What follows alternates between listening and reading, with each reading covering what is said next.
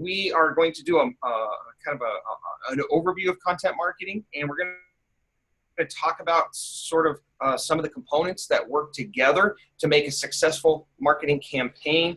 I'm going to share with you a couple models that I like to utilize as rules of thumb, kind of ways of thinking about campaigns, and you'll find that these work for a lot of different things, including just general everyday applications.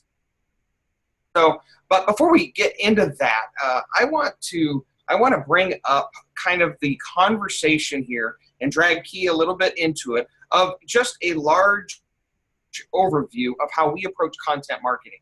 Because we see content marketing, both Key and I, through two different lenses, though we share obviously a common lens, but through science and the very systematic approach that Key has perfected on his end, and the way he sees a content marketing campaign, it's from that lens of what's possible using the ones and zeros, and also what's possible from what he knows that content can do when it's properly structured, etc. And then from another extreme, we look at it from a kind of more of a creative approach, and in so doing, and that's what I can speak to, I like to see content as these individual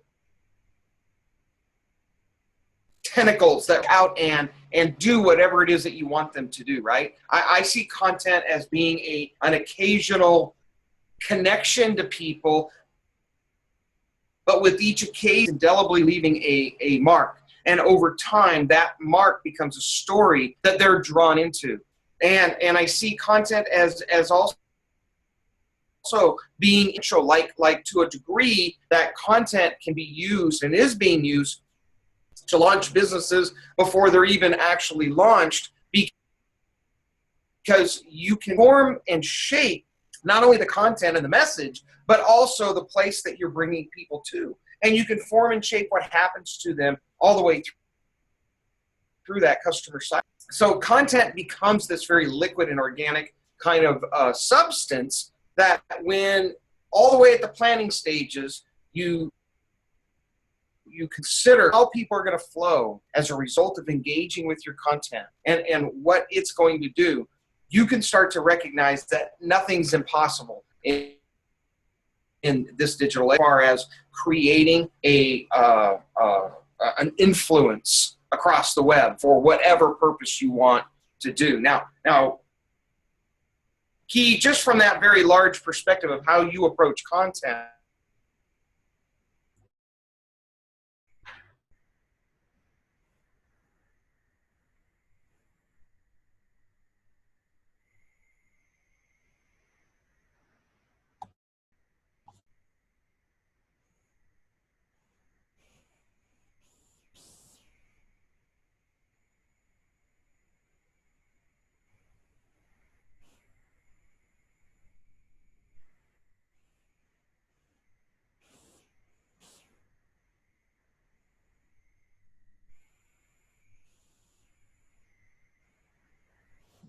utilized on the web.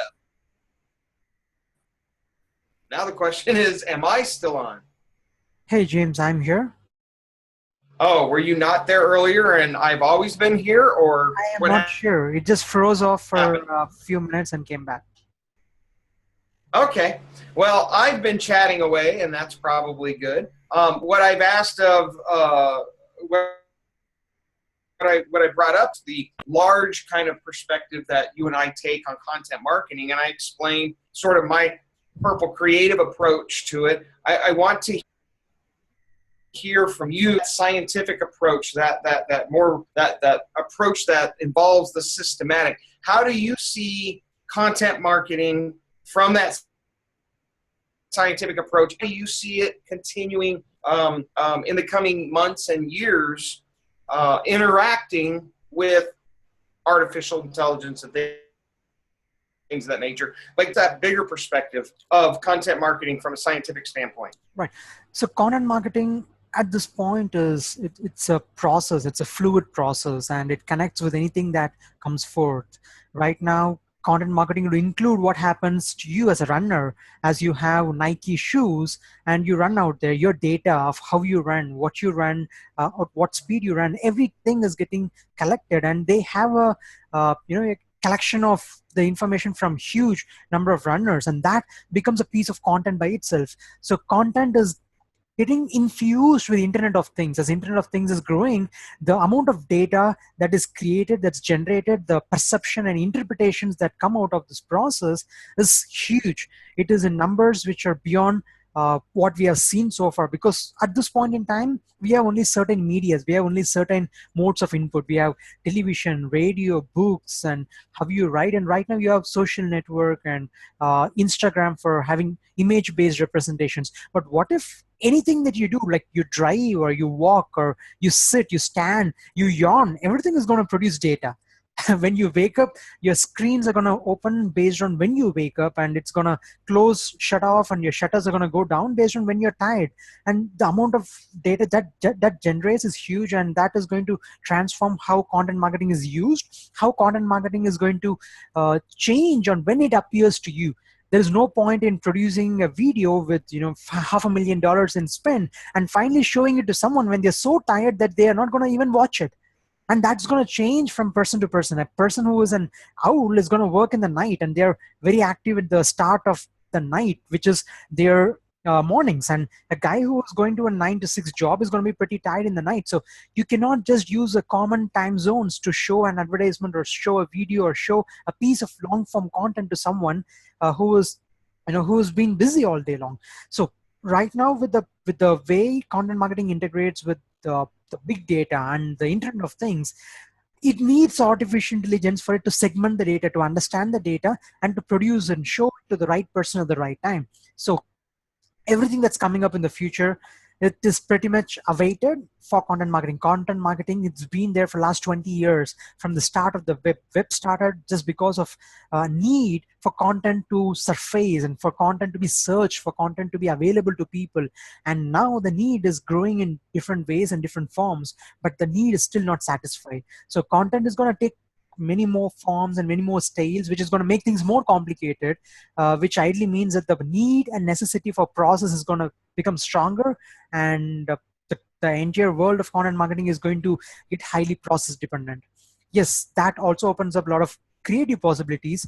And I would say from my standpoint that creativity needs a process as a foundation on which it can flourish, because every piece of creativity is a blood and time of a artist, and that can only be sustained, magnified, and given the best use of if there is a creative the strong process which amplifies and gets that seen, gets that heard, and gets that in the hands and eyes of people who are waiting to see it.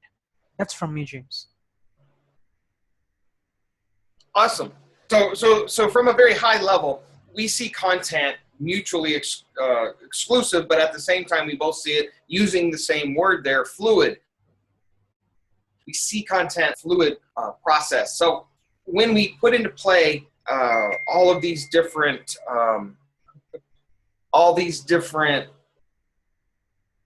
perspectives and foundations, dare I say even systems that help us guide that content or process that content. It's the more systematic, like he said, the more process that you have involved in the content, the more you can control that fluid movement. So I just wanted to kind of bring that out in the beginning. Now we're going to give this quick marketing overview, and this is from Evan Pagan. He has a very simple way of putting it. Marketing is connecting with people and showing them you have. The screen is off. What's off? Your screen share. So it was you who went offline. No, I don't. It just jumped. My screen jumped back to me.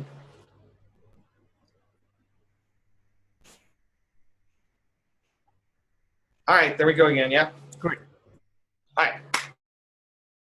So Evan Pagan, connecting with people and showing them you have stuff that solves their problems, explaining it, and helping them to buy it. It doesn't get any simpler than that. And we have complicated it. Look at the diagram below me: website, content marketing, blogging, social media, online branding, video marketing, online advertisements, all that just to get, right down to the sale. And it's actually more convoluted than that, right? So, but as you're going to see here, when we talk about a couple of different types of marketing power, it all boils down to finding the most efficient way to gain the most leverage. And with where the industry's going with this Internet of Things and new disruptive technologies finding their way into our pockets, on our wrist, wearing them on our bodies, going to surround us in our houses, right? As that continues to emerge, we find that there are more and more opportunities to leverage some of these shifts that allow your marketing and your content to gain a lot of traction. And it has a lot to do with how you position what it is that you're saying. So there's 3 types of power needed in marketing. I call these the 3 marketing powers. And the first one is money power. And you got to have some cash, right? You got to be able to put some money behind your message if you truly want it to get further than the front door. Then there's manpower. And not always does money strictly buy you the type of, of course you can solely rely on money and not utilize much manpower, but still there's the process of if nothing, cutting a check and paying somebody else to do it, right? But there's usually some manpower required to producing your content, to syndicating it, to getting it out there. And how much manpower is required to get your message out kind of has a lot to do with how much money power is required to balance it out. And then there's mind power, which is all of our favorite place to go when we don't have the money power or the manpower. We think, well, we'll just be as creative as possible. And out of that type of necessity is the mother of all invention. Out of that type of mindset, we've developed some very creative approaches and strategies towards marketing collectively as an industry, as entrepreneurs and as business people that are trying to get our things out. Therefore, things like direct marketing has found its own niche, and online marketing and digital marketing have found their own place. That's because of the mind power that was put into creating creative ways of marketing. So when you yourself are approaching a marketing campaign or the need to get your message out, whether you're working with a nonprofit type of group or you're working in your own for-profit business as a manager or whatever the case may be, think of these 3 types of power that are going to show up all over the place, and recognize you want to balance between them typically, but also recognize that you always have to have at least 2 out of the 3. Money power and manpower can get something done when there's not a whole lot of mind power behind it. Manpower and mind power can get something done when there's not a whole lot of money available, and that's how often most of us go about manifesting leverage before that money to be spent on the marketing budget is available. Money power seems to trump everything, but I will still say that you can blow a lot of money if you don't put the right mind power behind it and have good strategies. So these 3 work interchangeably. You can use them in a variety of different places anytime in your life that you're looking towards solving a problem, because that's what content does. This rule of thumb comes in handy. But if you have a nonprofit group, you have a board that's asking you about the money you're spending in marketing, et cetera, or you yourself have your own doubts about whether you should move forward on something, look at these 3 elements and ask yourself, do I have an excess in any one area, and or do I have a limitation in any one area? And can I balance the 3 out in order to allow me to move forward and move forward with a reasonable degree of expectation, ROI, profitability in the outcome? And if so, well, that kind of just helps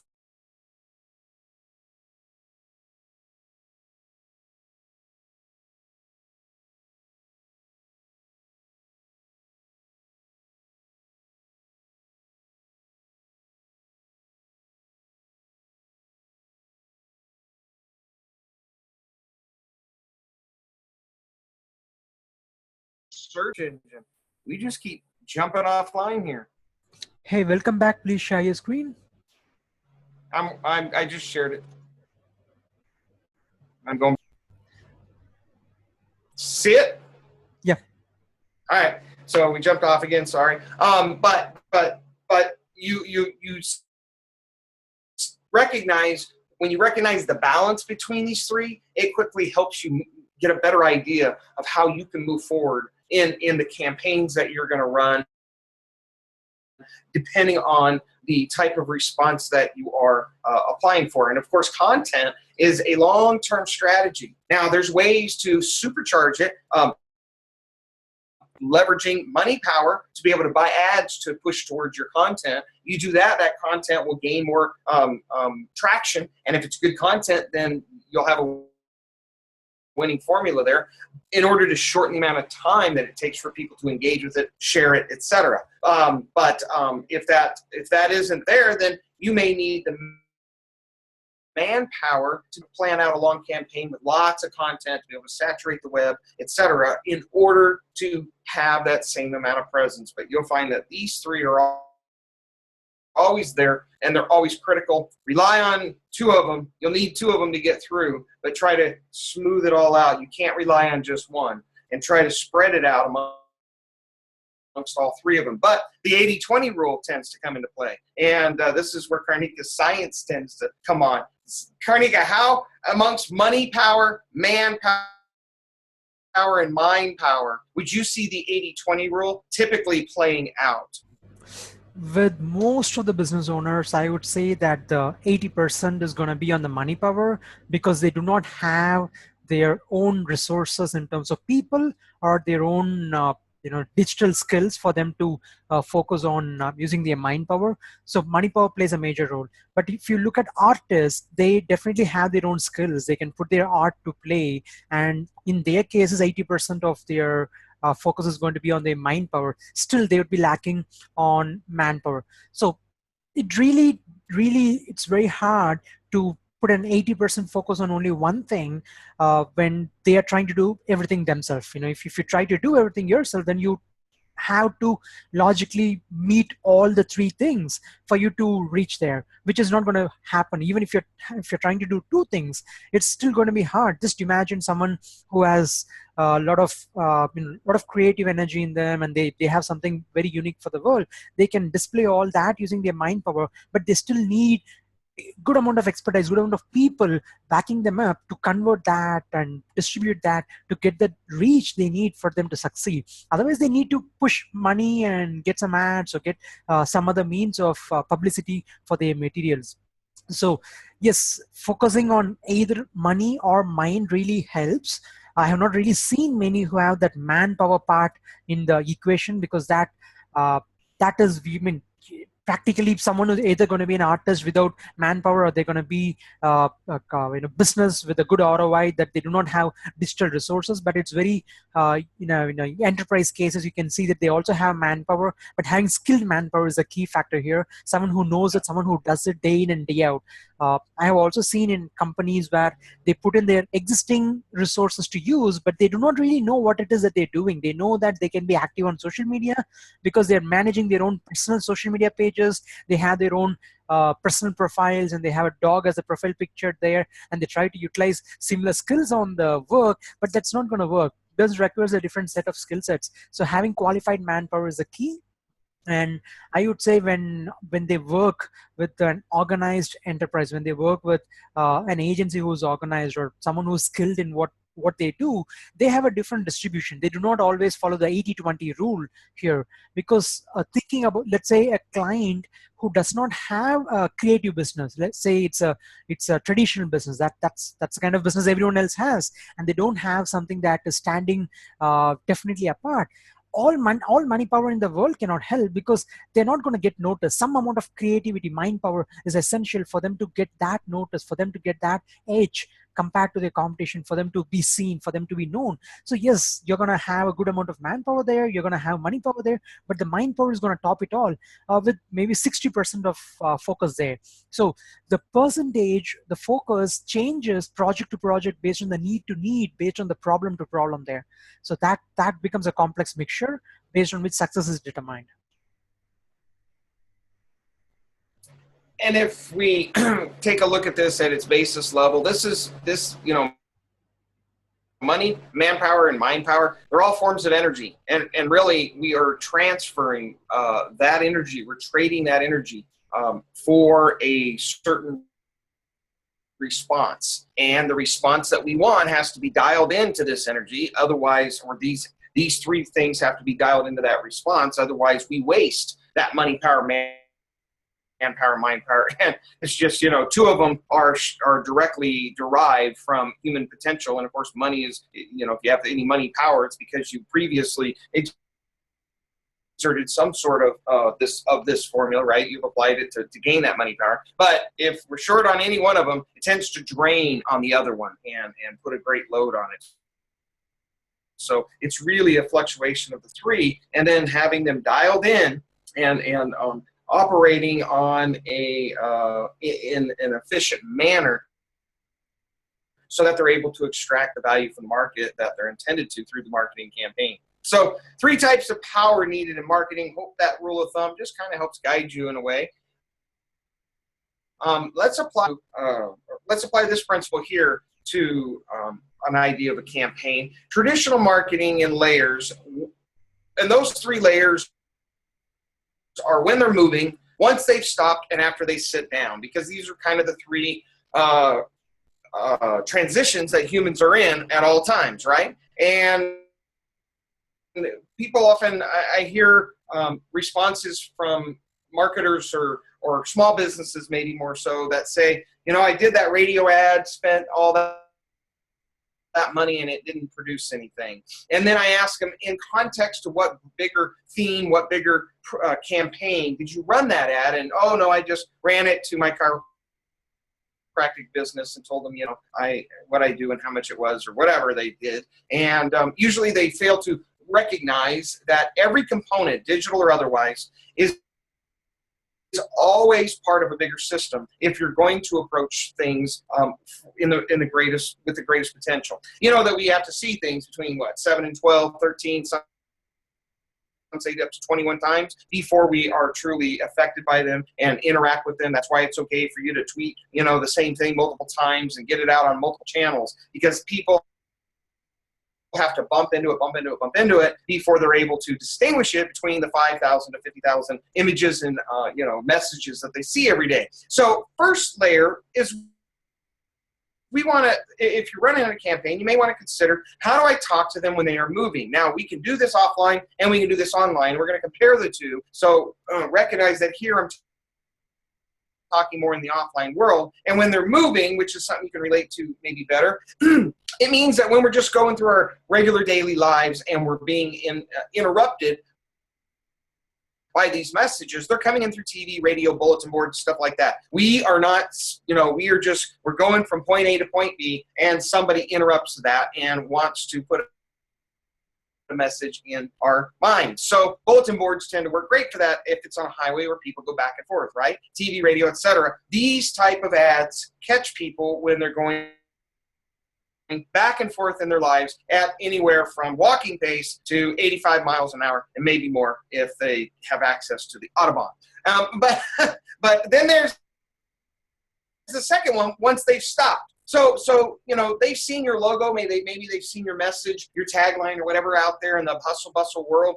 That means it's to some degree kind of subconsciously sitting back there waiting to be accessed and more detail added to it. And consider it that way, that once you've got them to stop, that they're going to consider your content at a higher level. So on a bulletin board, there ought not be a bunch of fine print, right? There ought not be a bunch of details that force someone to, use their cognitive skills while driving or whatever the case may be to digest it. You basically just want to get the gist across. You want to get the emotion across, something that as they drive by that, it truly grips them and stays with them. But once they've stopped, you can add a little more detail. You can talk more about the benefits because you've got them to raise their hand and say, I'm interested. Now, if you advertise in a newspaper, magazine, something of that nature, you are getting them once they've stopped, even though they didn't stop necessarily for you, they stopped for the context that you were advertising in. You're selling fishing lures and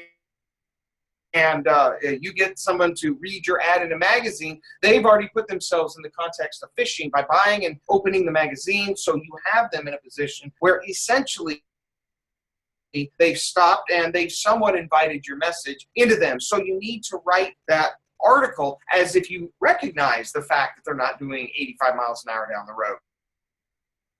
So you've got them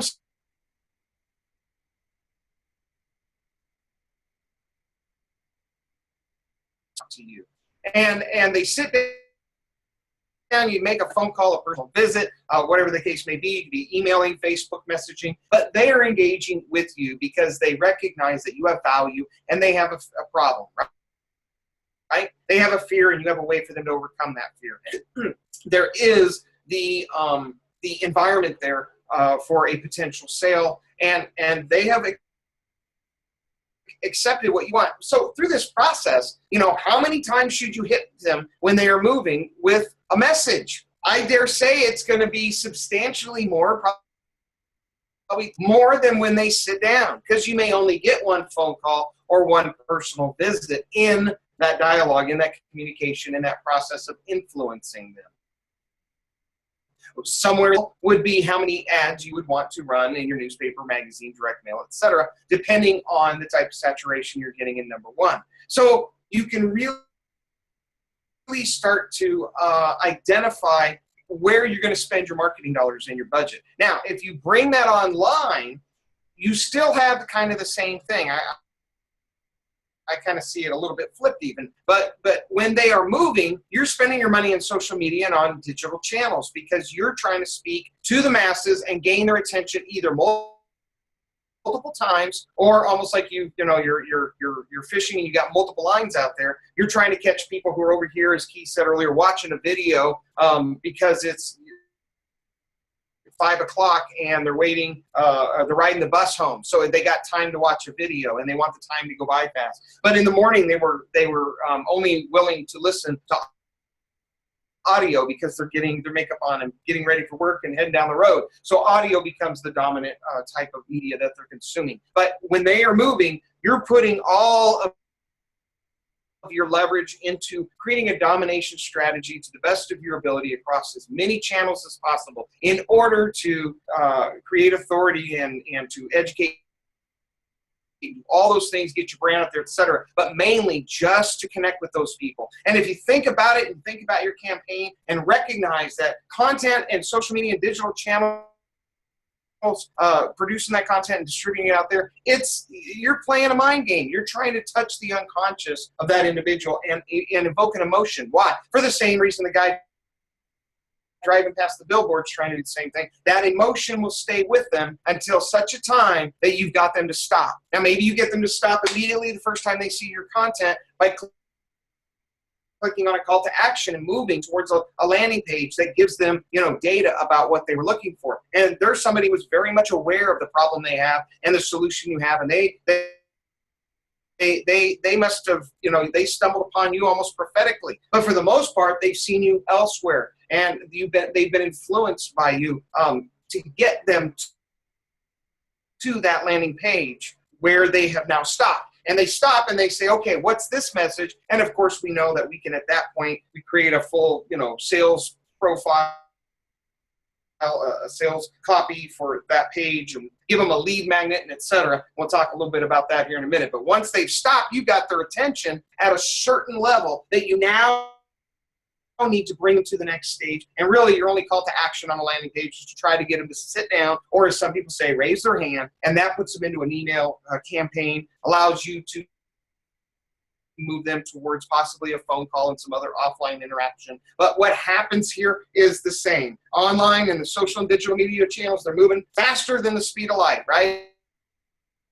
And then once you've stopped them and caught their attention, you need to gradually get them to sit down so that through your nurturing process, you can bring them to a place of conversion.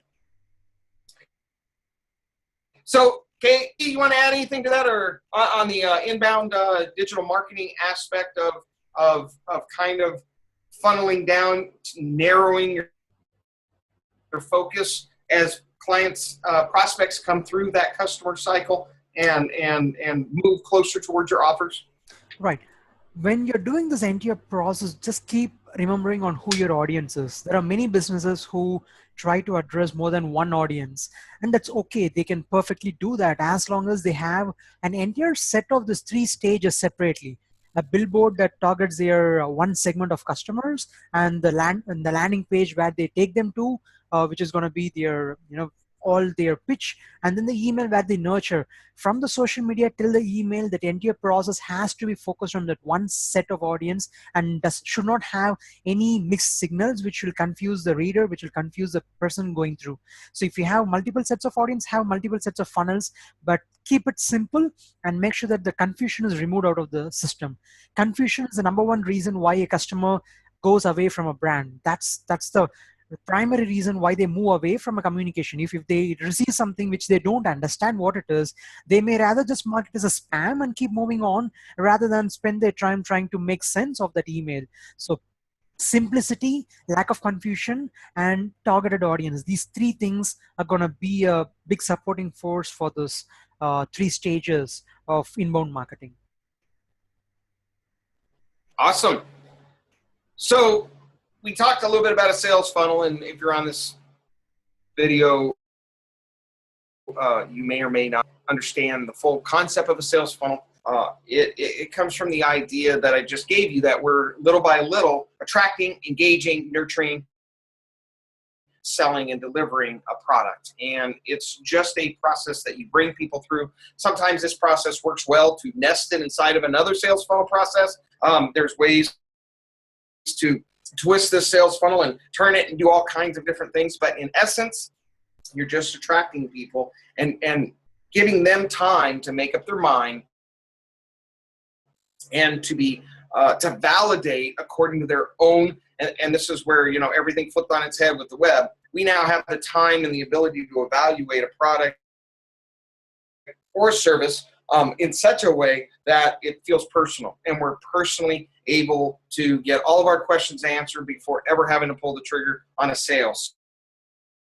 So this sales funnel allows for that, and then the beauty of it is it allows for it in an automated way. But if this sales funnel is not aligned with the content that you're attracting people with, then sometimes just very simple triggers, such as having the piece of content have a similar message, or even a similar picture, or a similar brand, or something to connect them from one to the other. So when they get to your landing page, they don't jump off thinking that they misclicked or something. How many times have I clicked on a link? And if it takes more than a microsecond to get over, I may jump to another tab and do some work there while that comes up, and I don't get back to it for 20 minutes or 2 days, who knows.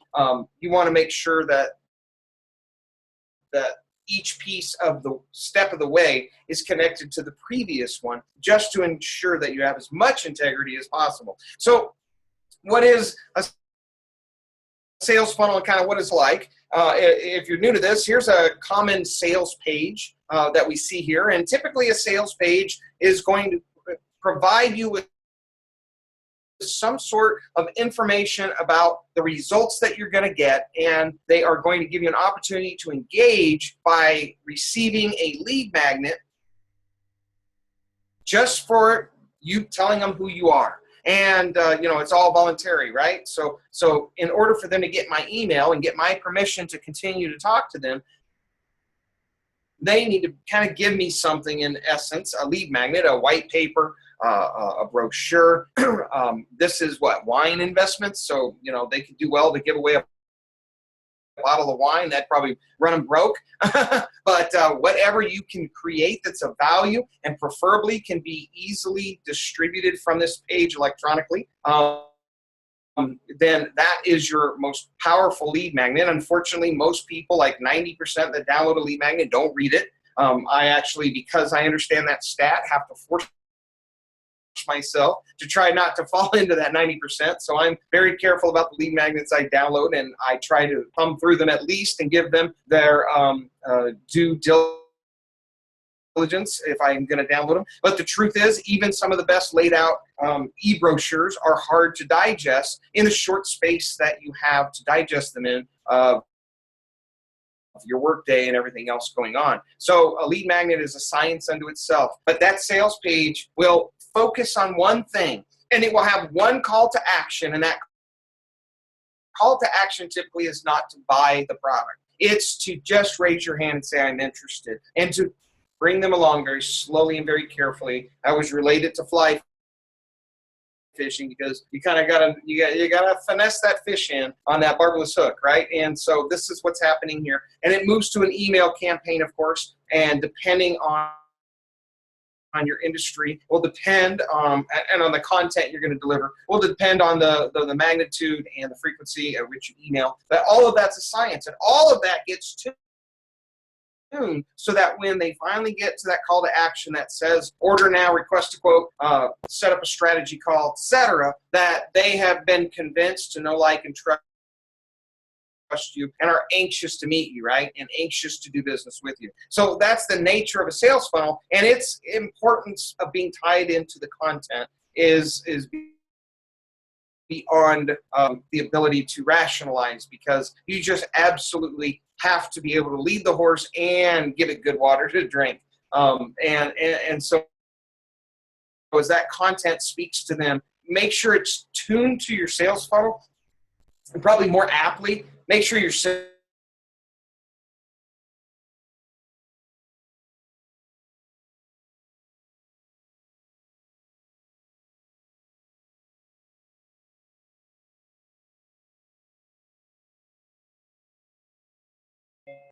and there we go, jumping off again.